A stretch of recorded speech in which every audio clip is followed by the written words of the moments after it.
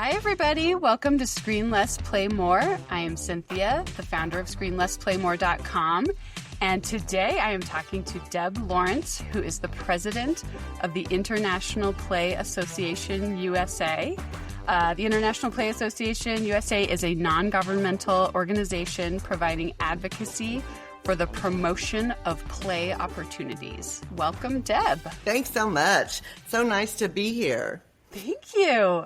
So how did you personally get interested in play advocacy, and what is your background? Okay, well, that may take it. I'm old, so it's important to know that.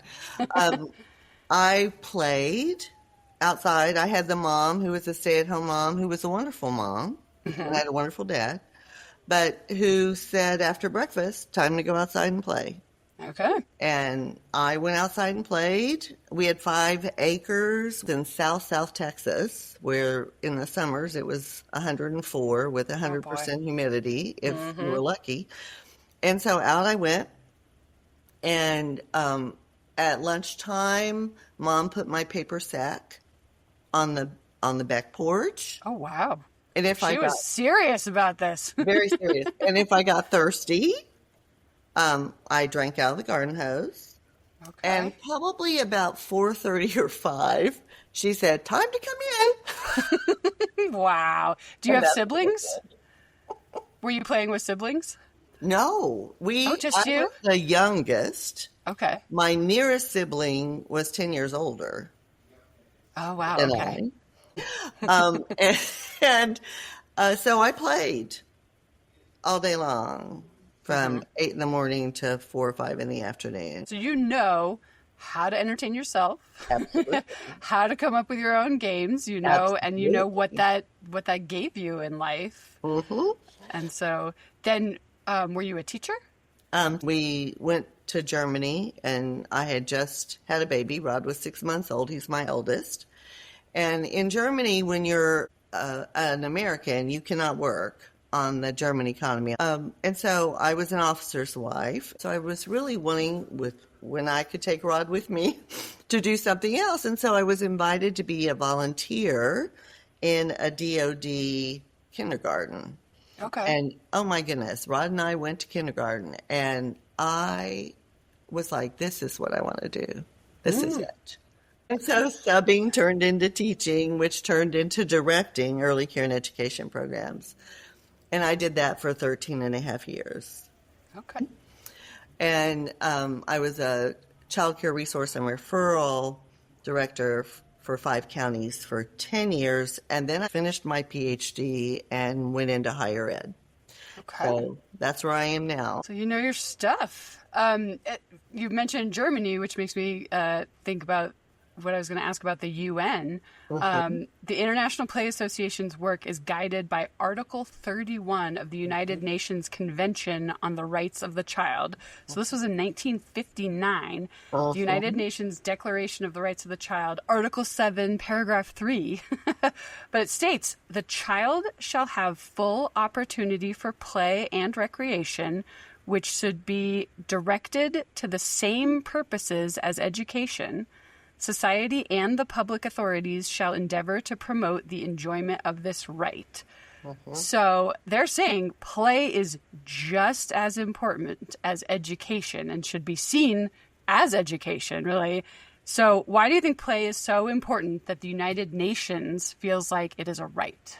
So the only way that children can be successful when they become older is if they have created a strong foundation, right? So we don't teach an infant how to recognize letters in their name because they have so many other things they need to do in that brain. All those learning connections that take place when people talk to them, when people smile at them, when people interact with them, and when they're able to play with materials and toys, and when people read to them. All of that is laying this foundation that play, even playing with language and playing with words and playing with each other, all of that is building those strong connections in the brain so that the brain can communicate back and forth much quicker as they get older. And so Okay. it's sort of it's like building a house, right? So you don't pour the foundation until, you have some of the stuff in there, like where the plumbing's going to go and where all that stuff. Then you can pour the foundation. But if you pour the foundation before you do that, then you have to start all over, right? Because you have to drill into that concrete and you have to put all that stuff in. So it's the same thing with the brain. You have to wire it before it can function fully. And there's lots of things that interfere with that wiring. Trauma impacts it, having a loss, even babies grieve, having a physical disability, which might limit your ability to move around, having illness, if you have an illness that keeps you from feeling good, having dental problems, if you haven't ever been to the dentist, being sick, with asthma or any of those other illnesses that can be debilitating and keep a child from being curious and wanting to explore their environment. So that whole curiosity and initiative comes from children leading their play, not from adults leading their play. Okay. And so that's why that child-initiated, child-led play is creating those structures in the brain. Bruce Perry, who's a child psychiatrist and neuroscientist who has done extensive work with children who have been abused or neglected, says that, in my work with these children and trying to help them recover, what I have noticed is if I can get past their fear or I can get past their illness and I can get them to be curious, then that is where they begin to build those connections. Because curiosity leads to exploration, which leads to discovery, which leads to, oh my goodness, look what I just figured out. So pleasure, which leads them to repeat it, which makes those connections in the brain stronger and stronger and stronger, where it can communicate faster, faster, and faster. And so if we can get children to be curious, but then we keep them from exploring when they're curious, because it's the adult-driven curriculum where today we're going to learn about whatever it is. But I'm not interested in that today. I really want to come over here and play with my friend and see if I can build something really tall. Then we're not really tapping into how kids learn. So that's why self-directed free play is so important, that if they're in the backyard running around, don't tell them what to do. Don't constantly interrupt them saying, get off of that tree, be careful, what are you doing? Just let them do their own thing, because that's just the highest form of play. The highest form of play, and it's the play that drives them, right? The other thing that I don't think people recognize is that children have this internal drive that is built into our DNA that says, okay, now that you're a baby and you're laying on this nice soft surface on your back on the floor, not in a swing, not in an exerciser, not in something that restricts their movement, then now you're going to, want to move your hands and try to figure out where your body is in space. You're going to want to begin to be interested in the things, the toys that might be hanging down above you, and trying to hit them and getting that eye-hand coordination going. It is an internal thing. They can't control it, which is why sometimes children frustrate their teachers, because they have this internal drive to do what their body is ready for. But the teacher's preventing it from happening, or the parent is preventing it from happening. And so no one does that intentionally. Yeah. No one wants to interfere with their child's development.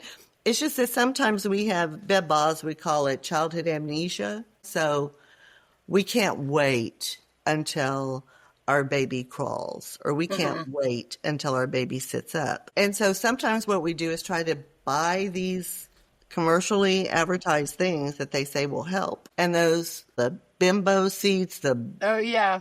remember those things? have the Yeah. little thing in They between. help the little kids sit up. Yeah, Yeah. yeah. So no, that's awful. That's not how children sit up, right? So Right.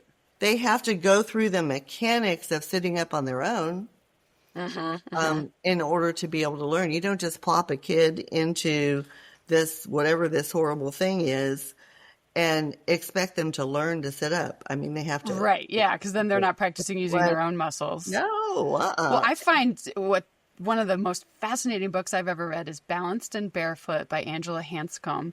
And Yeah. she explains, just as a occupational therapist, how the kids or the things that kids do naturally, like roll down a hill, spin in circles, jump off of stuff, climb on stuff, is so necessary for their physical and mental development.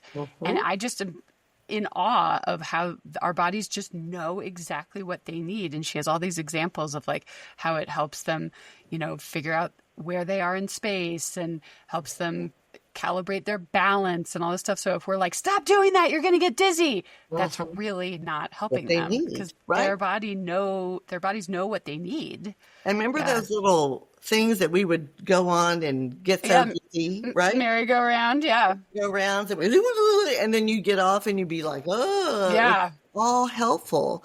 The other thing that is sometimes talked about are called play schemas that I see in classrooms where I have to tell teachers, they're not doing that to drive you crazy. That's a transportation schema. So they're moving things from one area to another. Okay. That's an internally driven thing that they need to do. Or they're in the rotation schema where they're just outside with their hair up and they're spinning, right?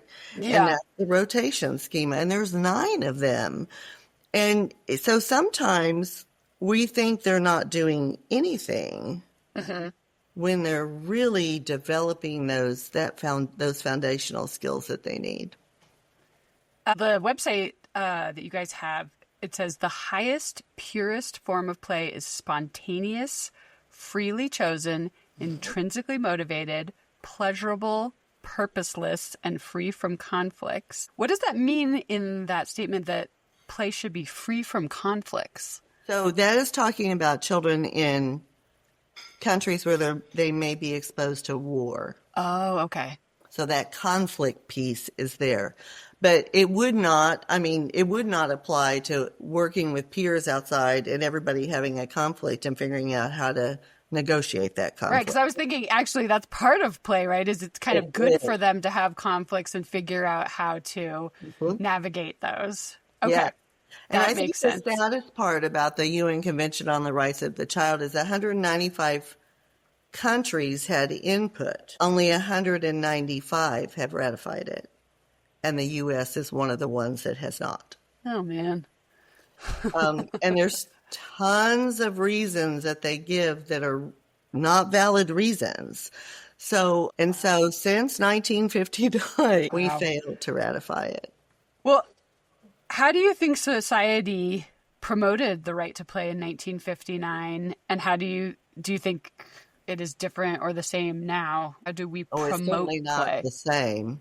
I think now people, that childhood amnesia I've been talking about, I think now parents feel like to be seen as good parents. So I want to go back to that commercialism and capitalism that is driving parents to say, oh, well, I guess they need to be in gymnastics, or they need to be in a sport, or they need to be in dance, or they have to be in some other adult directed sort of thing, whether the child is interested in it or not. And I just want to tell parents, relax. Yeah. If they're interested in something, yes. You don't need to put out all that money. They need to be outside playing with peers. And I think there's really a freedom in this for parents to know, like, it's actually so much easier than what you're doing now.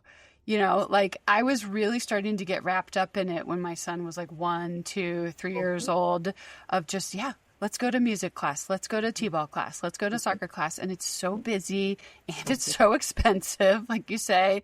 And I had Linda Flanagan on the podcast a few weeks ago, and she wrote Take Back the Game, how money and mania are ruining kids' sports and why it matters.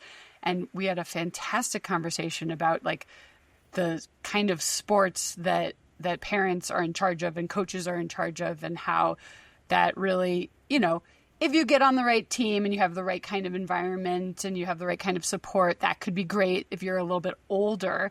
But when you're really, really young kids, you just need to be playing. It needs to be unstructured. Just throw them out in the backyard. And it's not as hard as we're making it. So it's like, I want to tell parents, you're really doing something very helpful by letting your kids play. You don't have to feel like you're being lazy or you're being cheap or something. Like, just having them be in the backyard and making up their own games or whatever is doing wonders for their brain and their development. Because when you think about it, think what we want the future worker to have. Think what employers tell us all the time. We want them to be able to take initiative. We want them to be able to cooperate and collaborate with others. We want them to be good problem solvers. We want them to have good communication skills. We want them to, and they go on and on and on. All that stuff you learn during play. And you learn it when you're playing with other kids or when you're playing by yourself. So it is, when you're in like soccer or softball or gymnastics, an adult is telling you what to do, how long to stay there, and what to do next. And there's lots of wait time. Kids don't like wait time because, again, their little internal drive is saying, I need to be running and jumping and climbing and doing things that are perceived these days as risky. When I was growing up, again, in those 1950s, when I was growing up, I was outside. I got a horse when I was 8. Wow. My mom had no idea where I was. No idea. Right. No, I hear stories like that all the time of how much freedom kids had. And now kids are just surveilled all the time, literally and figuratively. I mean, not only are parents watching what they're doing, but now they're actually putting air tags and tracking devices on them. The other thing I think is that even though child kidnappings, 99.99% of them happen with someone the child knows and is typically a relative, especially if we have custody issues happening, parents are afraid to let their child walk a block to the park with a friend. And so we really have to help parents relax and help them understand that that's all good stuff. You teach them how to cross the street. That's something you teach them. You teach them to look both ways and not to just run. And you want to go with them a few times to practice that, to make sure that they've got it in, that repetition of understanding that new pattern of what they're going to be doing. But then they're with someone, they're with a friend. I even say to parents sometimes, you could start, if you live in a neighborhood, you could say, so-and-so is going to be outside with the kids. Yeah, just have one designated adult. Outside. They can be, if they're really small children, obviously you need to be watching. But if you've got 9 and 10-year-olds playing, you can be reading a book. Absolutely. And basically ignoring them until they say they need a Band-Aid. That's exactly right. And so, if that will help you sort of begin to relax a little bit, then that's something to try. Because you're probably already carpooling to all these extracurricular activities. So instead, go home. It'd just be nice if people just stop for a few minutes and think, well, what did I do during the summer when I was a kid? And if they were super duper scheduled, then maybe take a step back and be like, well, what did my grandparents do? Right. Wow. And if it really was just like go out to the creek behind the house and pretend like the leaves were fish and get Oh, a fishing pole made out of a stick. Or, that's the sort of stuff that's just like so great for kids' brains and bodies and spirits. It is, which is why I think, and I'll tell you why I think we've gone this way. I think parents are seeing forest schools or nature-based programs as an option to being in a childcare program or in a preschool program. Because in forest schools, children lead and adults follow. Because it's the child's interest that drives whatever is going to take place that day. And if you have 15 kids, you probably have 15 different interests, but it's amazing how it all just comes together. Right? Yeah, it's unbelievable how, like, if you look at research about nature and how it just is so calming for humans. So calming. Yeah. And, birds, just hearing the birds or just looking at the insects and the worms and the spiders and all the wonderful pieces of nature and learning about them instead of being afraid of them. Yeah. All of those things are calming and satisfying, or just jumping in a puddle and being muddy. And I know, and how wonderful and fun was it, and what great memory. Such wonderful memories.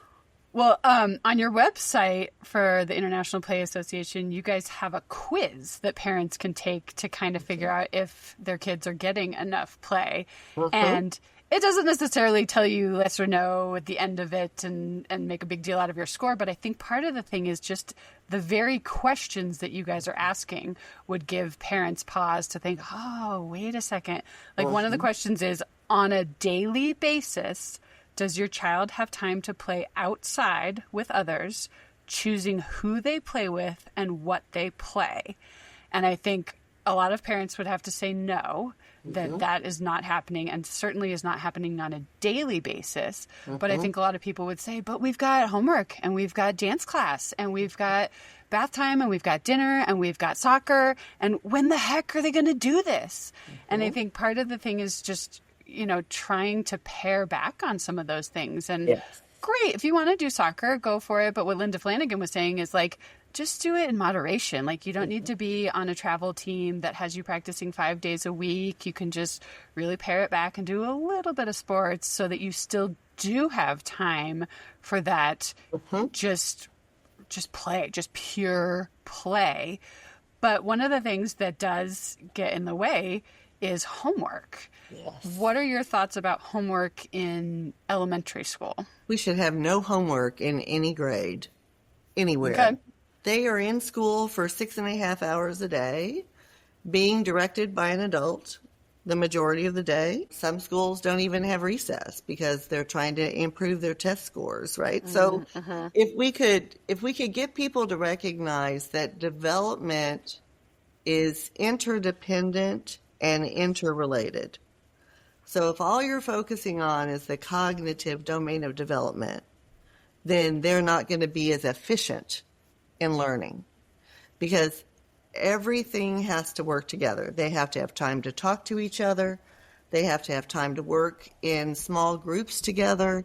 They have to have time to be physically active, to sort of, when you've been working with that analytical part of your brain, trying to stay focused and have attention, you can only do that. Adults, my goodness, we get 2 15-minute breaks and a lunch break. Yeah. But they expect kids to do an hour and a half or 2 hours or 6 hours of adult-led stuff without a break. Speaking of which, I was really wanting to talk to you about recess because, again, on your website, it has a stat that shocked me. It says that 40% of U.S. schools do not provide recess. Right. And so I was looking at the laws by state, and some states require recess, some do not. But those who require recess, the average seems that they require only 20 minutes per day. Yes. So, yeah, like you're saying about breaks in the day, why is recess vital? And is 20 minutes even close to the amount of time that experts suggest? No. So Debbie Ray, who is a professor in Texas at Texas Christian University, went to Finland that has the highest international test scores of any country in the world. Okay. Has for decades.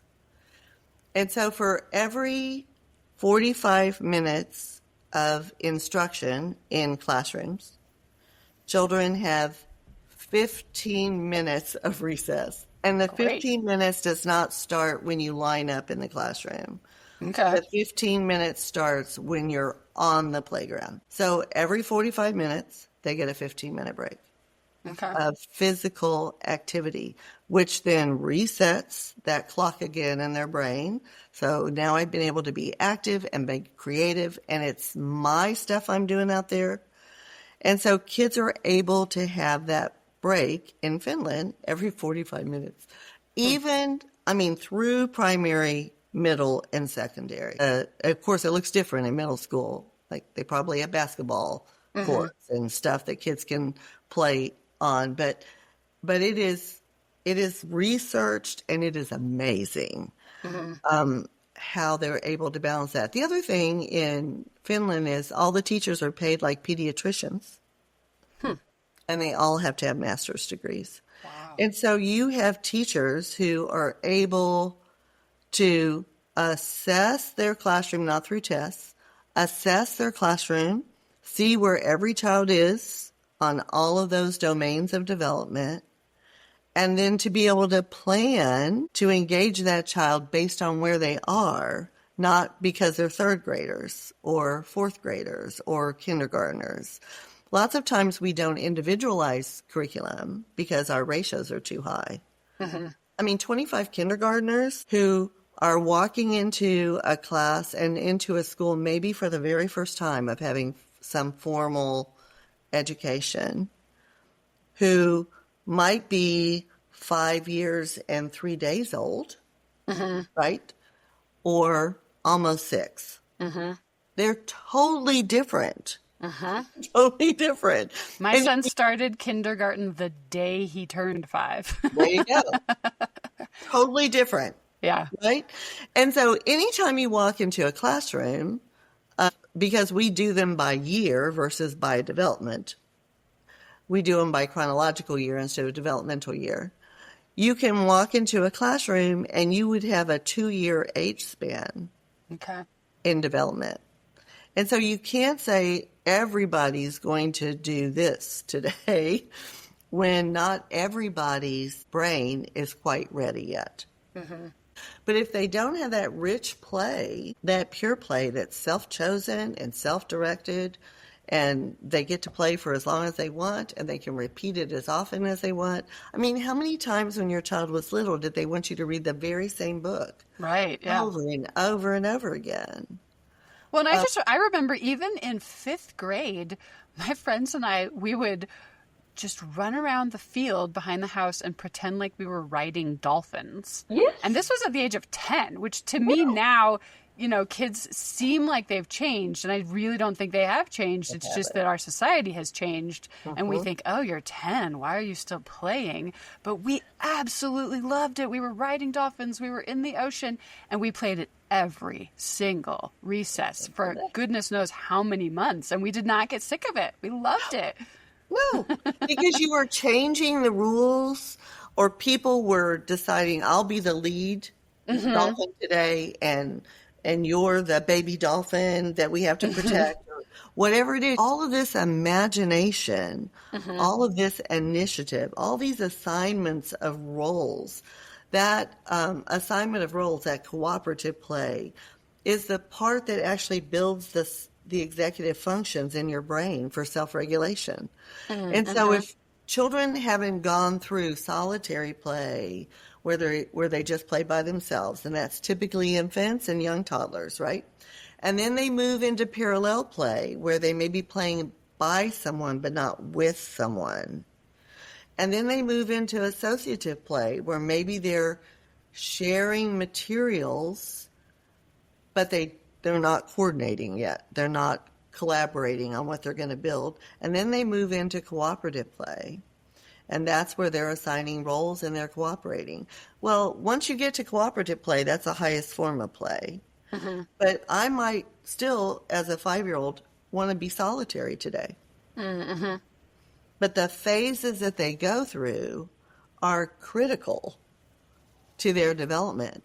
And so you can't take initiative, get into cooperative play, the highest form of play, if you haven't had the solitary play. It's like the developmental steps, right? Well, which is why the freedom of just free recess is nice, because if you're having that day or that week or whatever where you're a 5-year-old and you feel like, I just want to dig in the dirt by myself, you can do that while the other kids are playing dolphins, and you don't absolutely have to, like if you're in PE class, you have to play dodgeball because everyone else is playing dodgeball, but recess should be a completely different thing from PE.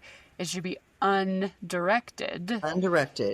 And you know what was so bad is because children in some particular school districts, children who had not had the opportunity to develop those social skills and conflict resolution and cooperative play were still in the stage of toddlers where that's mine and I want it and I'm going to hit you if you don't give it to me, right? Mm-hmm. So it is when we don't allow them that freedom to be outside and play and to be able to learn those negotiation strategies, then again, we're harming all sorts of development, all the way across. We're harming their physical development, their emotional development, their social development, their cognitive development, and their ability to express themselves.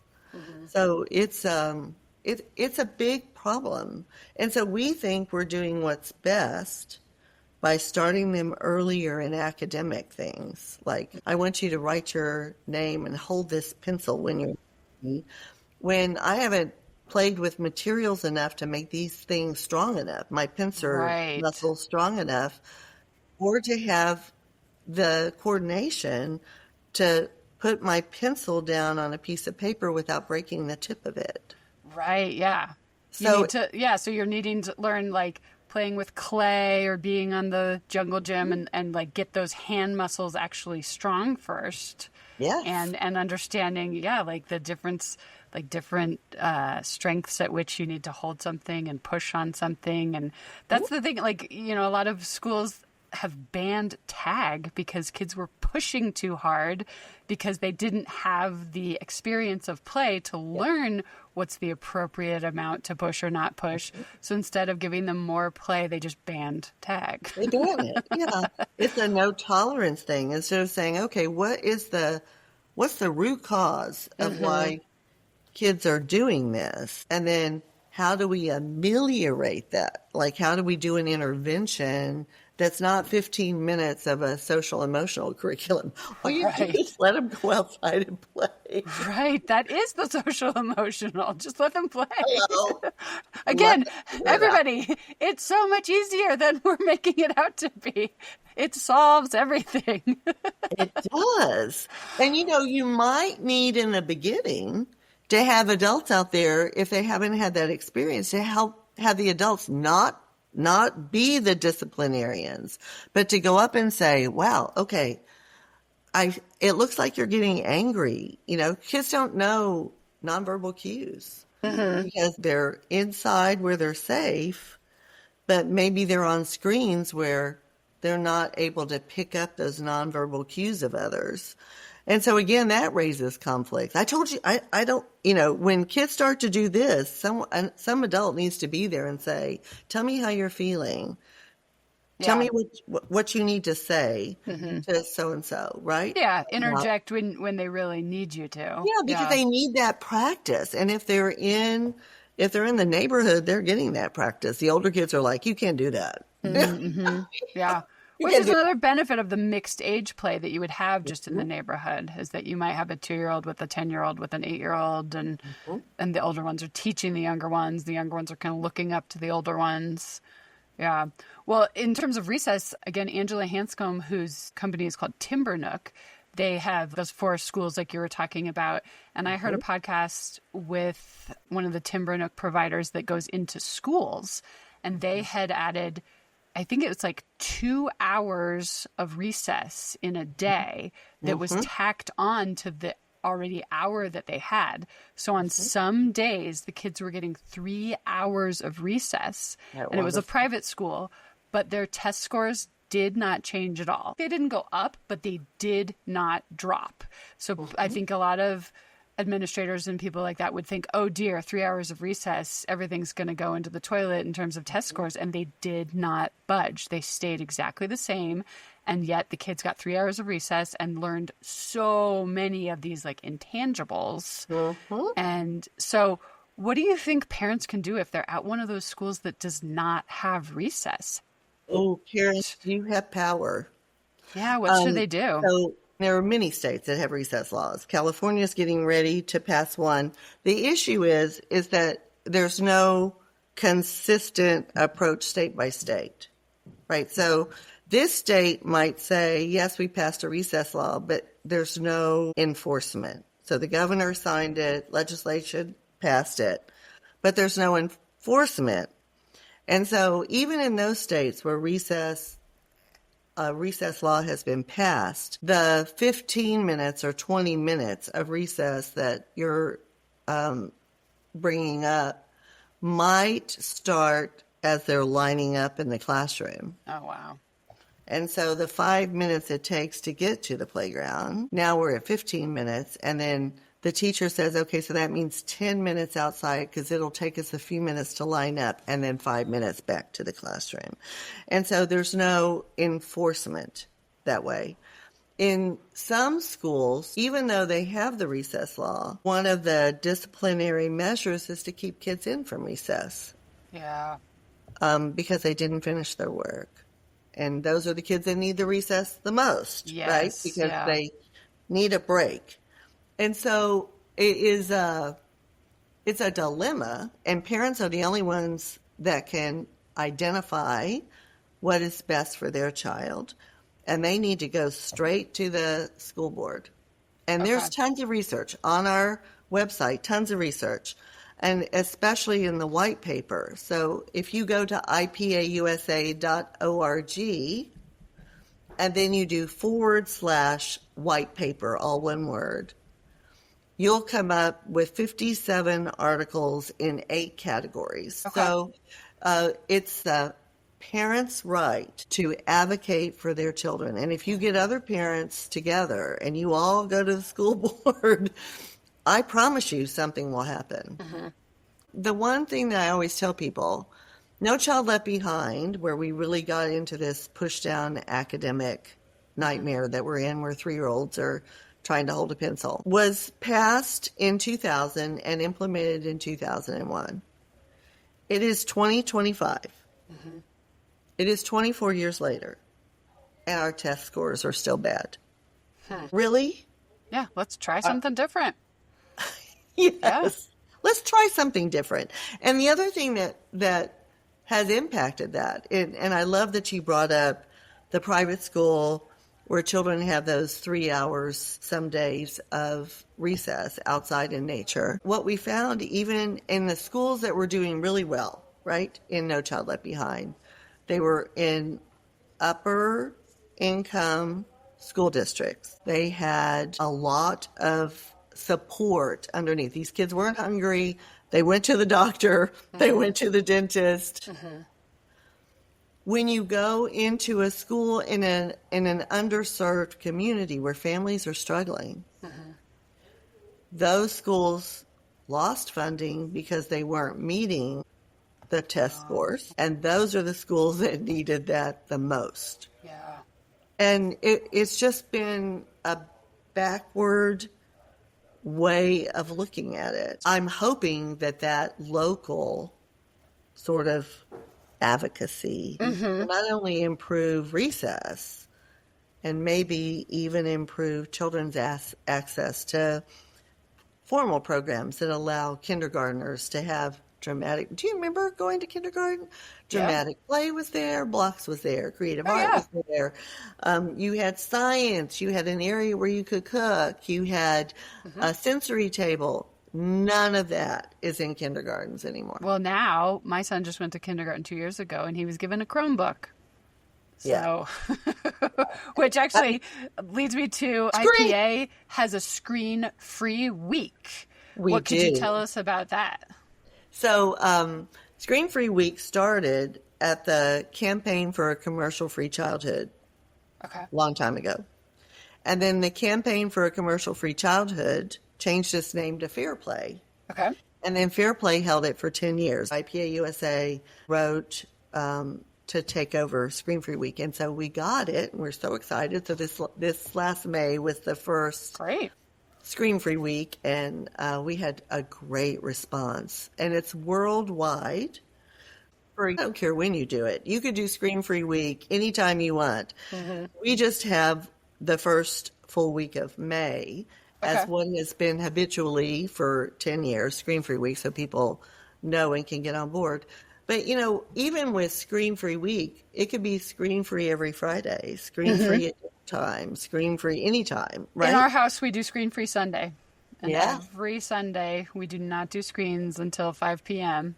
There you And go. it has been absolutely wonderful. It has been such a game changer. My boys just come up with things to do on their own, and we play, and we go outside, and we, you know, just do other stuff. And they're completely used to it now. They don't even ask to watch anything because they know. But it, you know, it took a while. It took a few weeks until they stopped saying, "What time is it? What time is it? When can I get when can I get on my screen?" Is it time yet? Yeah. Can you see the time yet? Yeah. And what's so interesting is it just took, it again takes repetition, and it takes parents being committed. Yeah, I mean, we've probably been doing it for like 4 years now. It's been fantastic. Sort of the other side of that coin is that we just passed the International Day of Play that was on June 11th, and the National Day of Play will be September 20th. What is the purpose of highlighting this day? So the UN passed the International Day of Play last year. Okay. So we got straight on board through IPA World and each of the 20 countries that are in IPA World. So it was pretty amazing. We sent over 5,000 stickers. Wow. And 3,000 of them went to the country of Kenya. Wow. And they did 12 huge all-day play things. Oh, great. In 12 different areas in Kenya. And so you commit to doing a community event that increases awareness around the child's need to play.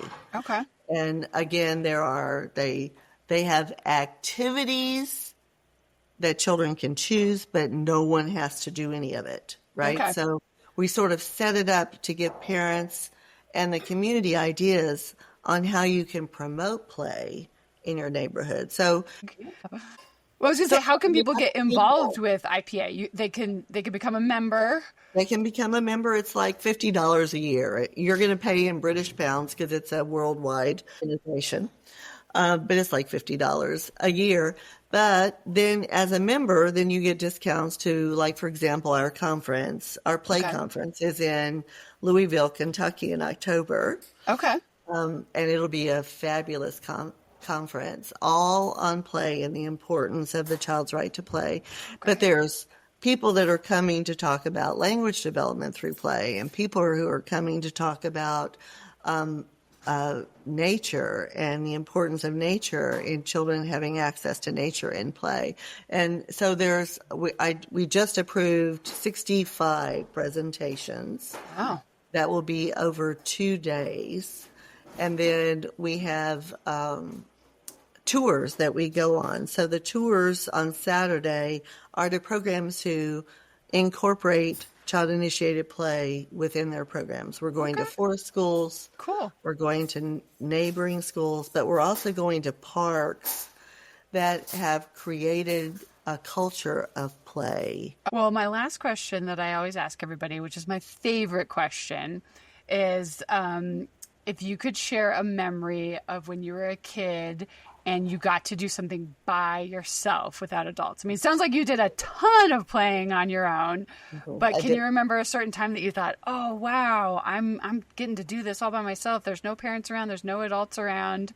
And what was that? So I did rescue puppies. So, back then we didn't know to spay and neuter pets. I'm old. And so we had Snoopy and Romeo, who were two of our dogs, who were outside dogs. And Snoopy would always have puppies. And one day, Snoopy decided to have her puppies in the drainage pipe. Okay. And then we had a torrential rain. And so I was like, oh my goodness, the puppies. So I went running down to the drainage pipe and crawled in it and rescued puppies. Oh. How old do you think you were? Oh, I was probably 8 or 9. Okay. And I'm like, oh no, the puppies. And then one day I was out, because I told you we had fields all around our house. And I was out playing in the fields. And there was a nest of baby bunnies. Aww. And a tractor coming with a plow. Uh-oh. And I'm waving to the tractor, telling him to stop. Waving, telling him to stop. And he didn't stop, and he didn't stop, and he didn't stop. And so I ran and scooped them up in my shirt. Aww. And rescued them.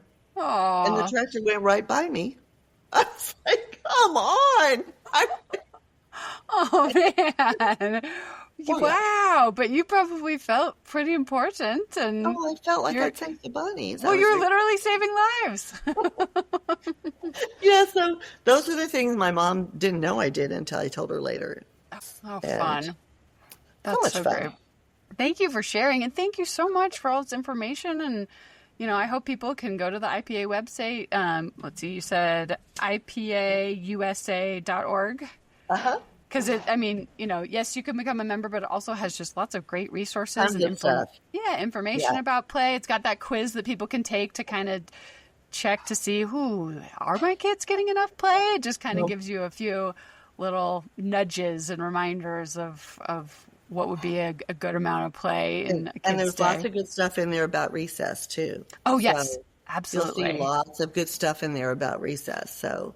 That's a great resource for anyone interested in play, which hopefully is all of us.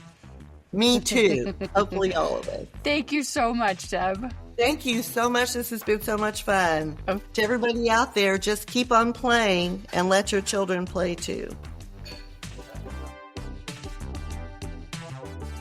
Thank you for listening to Screen Less, Play More podcast. If you like what you hear, please tell your friends and please rate and review us on YouTube or Spotify or Apple, wherever you listen.